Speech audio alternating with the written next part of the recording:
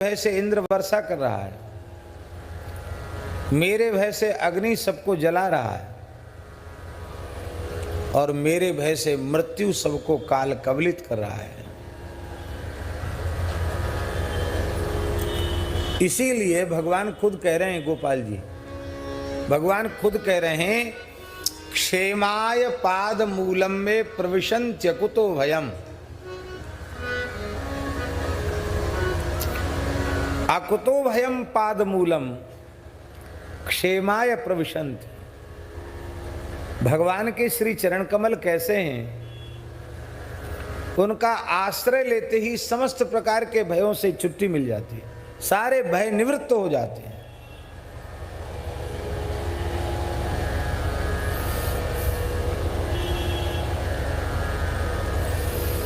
अकुतो भय हैं भगवान के चरण।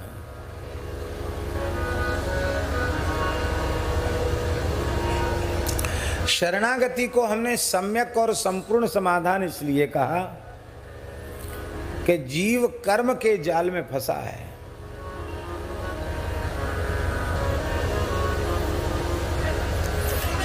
और ये दुर्निवार है, इस जाल से बाहर निकलना बहुत कठिन है।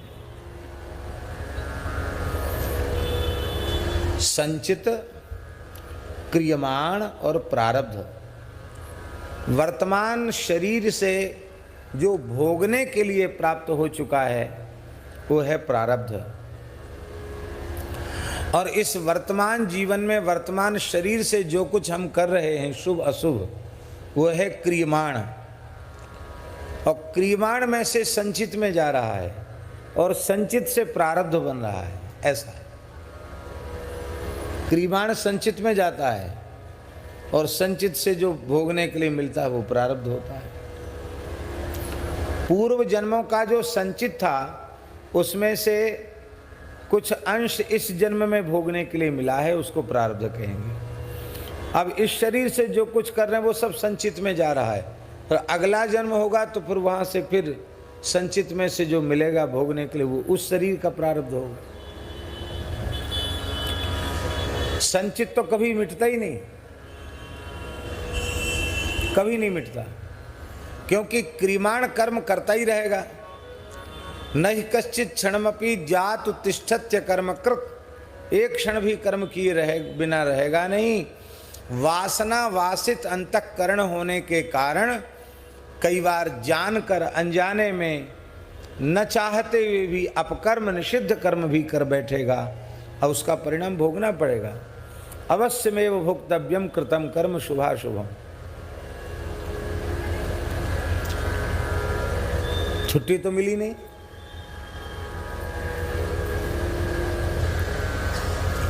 जब संचित ही नष्ट नहीं होगा तो प्रारब्ध तो बनता रहेगा, और प्रारब्ध ही नष्ट नहीं होगा तो क्रियमाण बनता रहेगा, क्रियमाण बनता रहेगा तो संचित में जाता रहेगा।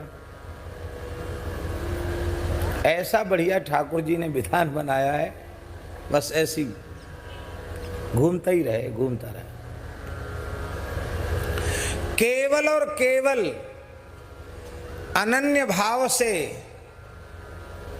भगवत शरणागति ही एकमात्र ऐसा उपाय है कि जीव कर्म बंधन से मुक्त हो सकता है। भगवत शरणागति के अतिरिक्त और कोई साधन नहीं।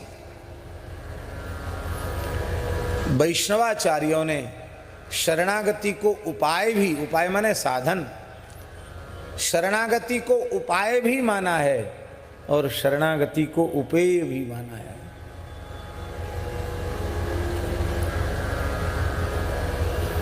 शरणागति से लाभ क्या है? जैसे ही जीव भगवत शरणागत होता है, जिस दिन नहीं जिस क्षण जीव भगवत शरणागत होता है, उसी क्षण उसके अनंत जन्मों का संचित तत्काल भस्म हो जाता है। सन्मुख होए जीव मोहि जवहि, जन्म कोटि अघना सही तब सन्मुख हो जीव मोहि जवनी जन्म कोटि अघना सही तब। अब संचित से तो छुट्टी मिल गई ना, भगवान की शरण होते ही संचित से छुट्टी मिल गई।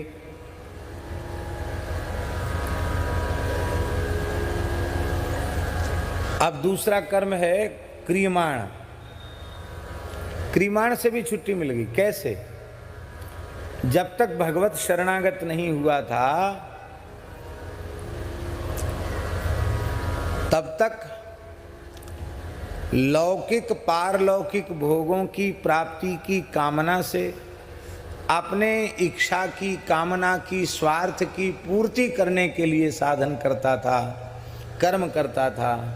और अब वैष्णव होने के बाद, भगवत शरणागत होने के बाद अब जो कुछ करेगा वह कर्तापने के अहंकार से रहित होकर करेगा, श्री कृष्ण प्रीत्यर्थ करेगा और करने के बाद श्री कृष्णार्पणमस्तु, भगवान को अर्पित कर देगा।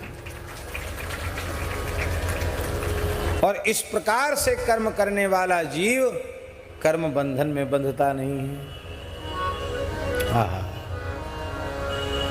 एकादश स्कंध में भागवत धर्म का निरूपण करते हुए नवयोगी स्वर कह रहे हैं, निरूपण करते हुए नवयोगी स्वर कह रहे हैं,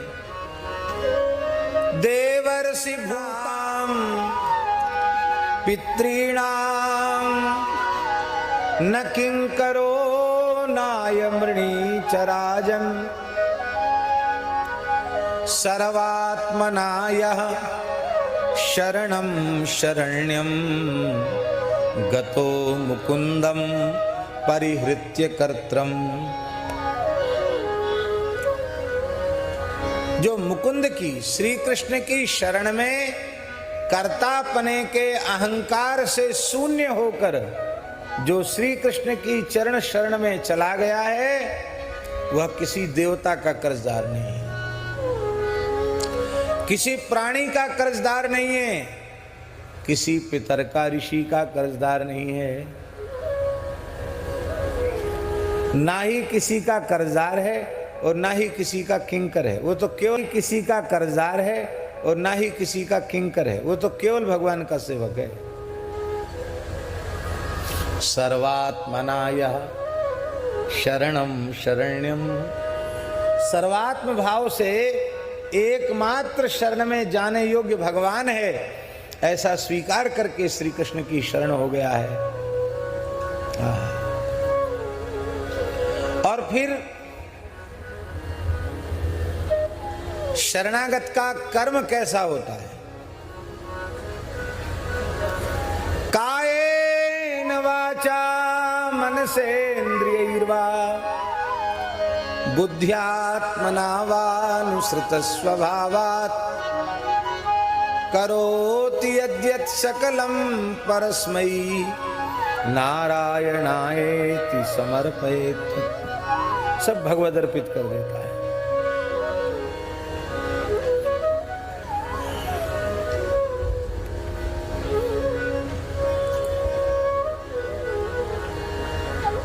श्री भाष्यकार श्री स्वामी रामानुजाचार्य जी महाराज ने एक जगह एक बड़ी अच्छी बात लिखी।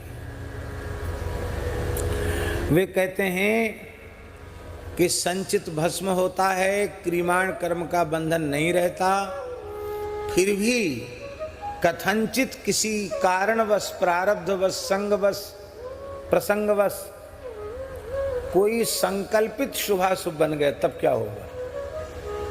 बन गया धोखे से, कोई शुभ बन गया, कोई अशुभ बन गया, तो क्या उसके कारण भक्त को संस्कृति के चक्र में पड़ना पड़ेगा? वे कहते नहीं, भगवान इतने करुणामय हैं, इतने करुणामय हैं कि जो भगवान के भक्त की सेवा करते हैं, भक्त की प्रशंसा करते हैं, भक्त की आराधना करते हैं, उनमें उनका शुभ चला जाता है। और जो भक्त की निंदा करते हैं, तिरस्कार करते हैं, अपमान करते हैं, उनमें अशुभ चला जाता है। इस तरह से वे शुभ अशुभ दोनों से मुक्त होकर भगवान की प्राप्ति के अधिकारी हो जाते हैं। अब बोलो बचा क्या? संचित खत्म हो गया, क्रियमाण कर्म का बंधन नहीं रहा। अब बचा क्या?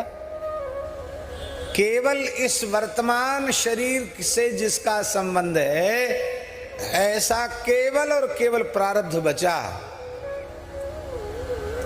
और उस प्रारब्ध को तत्तेनुकंपाम सुसमीक्षमाणो भुञ्जान एवात्मकृतं विपाकम् हृदवाग् वपुर्भिर्विदधन् नमस्ते जीवेत यो मुक्तिपदे सदाय।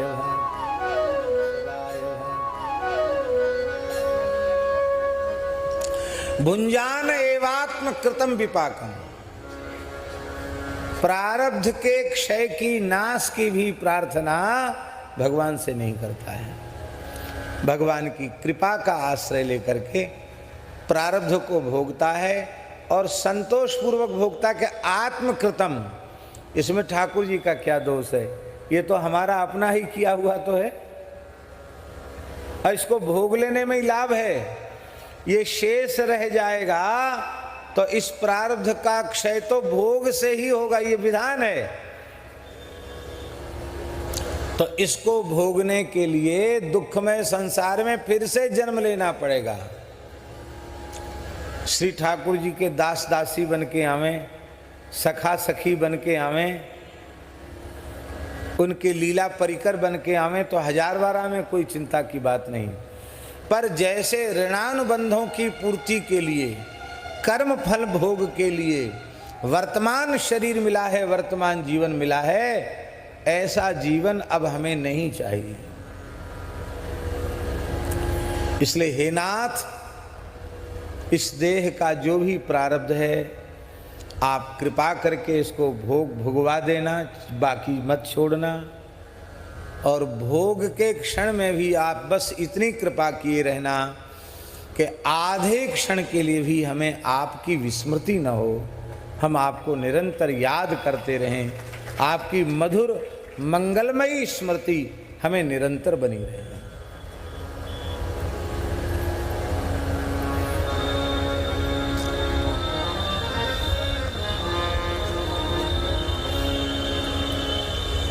भक्ति से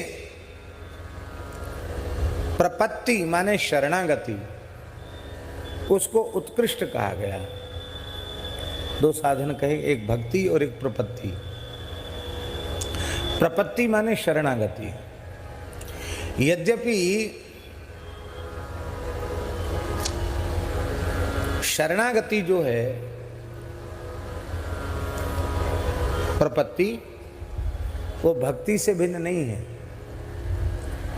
भक्ति का उत्कृष्टतम रूप ऐसा कहें, अथवा ये कहें भक्ति का सार सर्वस्व, वो शरणागति है, प्रपत्ति है। तनिक अंतर क्या है? अंतर यह है कि भक्ति में अंतिम क्षण तक भगवत स्मरण की अनिवार्यता है। भार हमारे ऊपर है, और जब हम भगवान की शरण हो गए तो शरणागत को यह भी चिंता नहीं करनी चाहिए कि मेरा कल्याण कैसे होगा, मैं कहाँ जाऊंगा। अब जिसकी शरण में है वो जाने। सारा भार ठाकुर जी के ऊपर हो गया।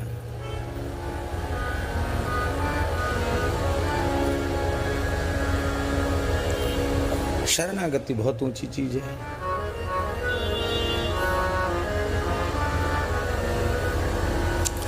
शरणागति के भाव का मलुकदास जी का एक दोहा है।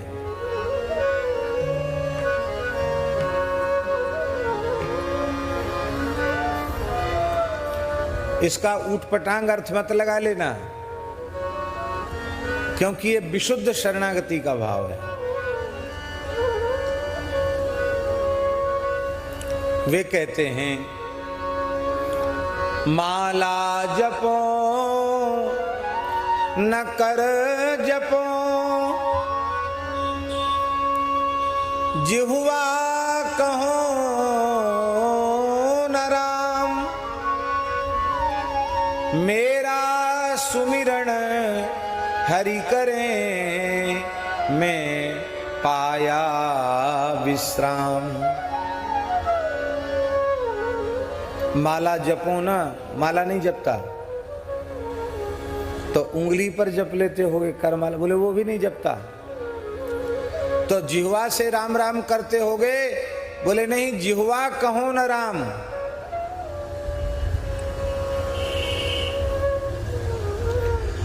अब तो अवस्था ऐसी हो गई है कि मेरा सुमिरन हरि करें, भगवान की गर्ज हो तो मलूक मलूक जप लें, क्योंकि मैं पाया विश्राम, अब मुझे विश्राम मिल गया है।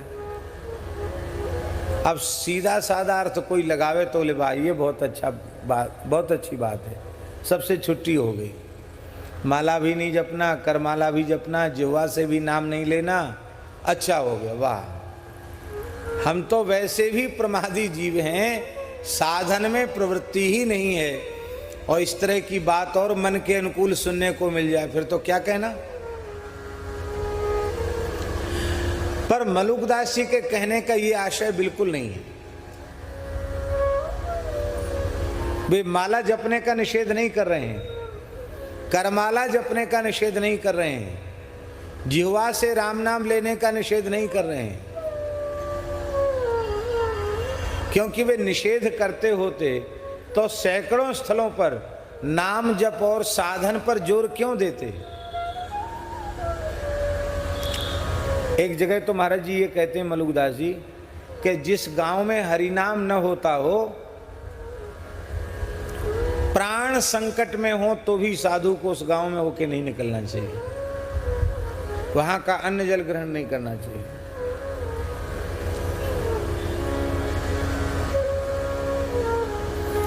मलूक तहां नहीं जाइए जहां न हरि का नाम,